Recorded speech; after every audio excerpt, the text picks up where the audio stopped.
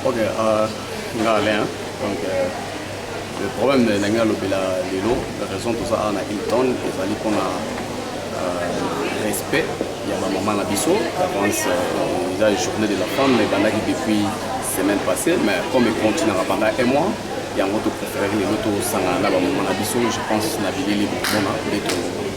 on a honoré Bango. Tu préfères tu as bango lelo à un restaurant pour te partager na bango et l'aura roulé à Mokina et l'aura combien la voir juste pour honorer bango entre tapé qu'on a pour raisonner bande on a biso nous sopé au balali n'a pas problème pas mal biso balana problème na Congo mais ba au bazar vivante yango wana to ya kina bango ensemble pour te honorer bango des sont pédales il y a occasion lelo tout ça biso pas quoi mais entre temps on a pu profiter na fait respecter Batouba pour confusion à la télé surtout ça organisation privée kaka il y a ba Congolais tout ça en Australie quoi donc tout ça on a besoin de combattre na Batouba pour mbwe na ba zel na ba propre quoi parce qu'on a besoin d'organisation na biso il y a normal ndenge za la kaka mais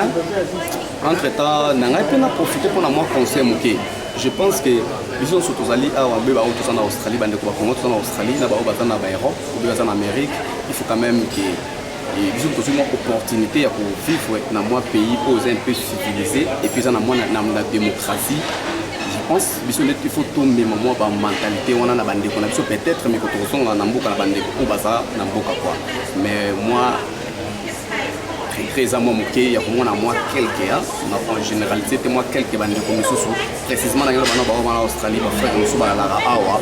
au Bali nous sommes là qui frère azol les canaux télévision ou bien dans Facebook azol vraiment makambo ko boye ya moi bien té nous sommes peut-être temps nous là moi tenir ba soda quand c'est communauté soda té hein pour ata gendarme na pamba la raté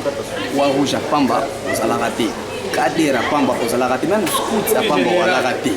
mais au les cas au fin ce n'est pas bon au cas où on militaire on militaire opportunité ça longue bien à pour comme militaire au besoin comme non militaire ok vous le bien ma solo côté kuna mais moi pas faux moi respect moi ils allaient rater pas pour les canaux na Facebook ok les cas autant à la combo ya batu et puis au banara ko finga ça ce n'est pas bon hein on a moi bande comme sous les cas qui tout le monde a bango les cas qui pour ndeko germain à ça na initiative n'est bien à mieux organiser les combats mais il faut pas qu'on se trompe combat etalité pour quand la musique est bête raté non combat et que ça nos combat et on a besoin de film ça tombe sur moi soit des abandons comme bien combattant faut pas que bon film ça va on peut comme hier moi besoin d'un problème tant sur nage mais ben Alain au comme collègue on a combattant pour finga ce n'est pas bon et puis vraiment na poto nenga na ebeli balbakali sola poto sikala na poto to beta masolo te ba boulot ah ouais poto ba to sala pour que le benga hier mo masa no masa na to za sécurité ça boulot mo za qualifié awa na mboka tout je pense même en Australie bien en Europe quoi pour tout ça la comme sécurité il faut au ça la pena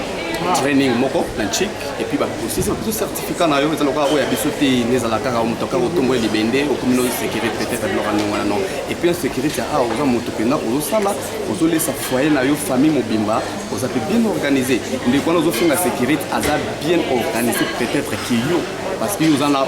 peut-être bon na za pena te pona lo ba mabe mais peut-être que tu vas balbal au sala ou peut-être yo au sala au bino au sala ka ikoza moi so mais na ko lo ba on te ponga na moto ba biloko wana te mais photo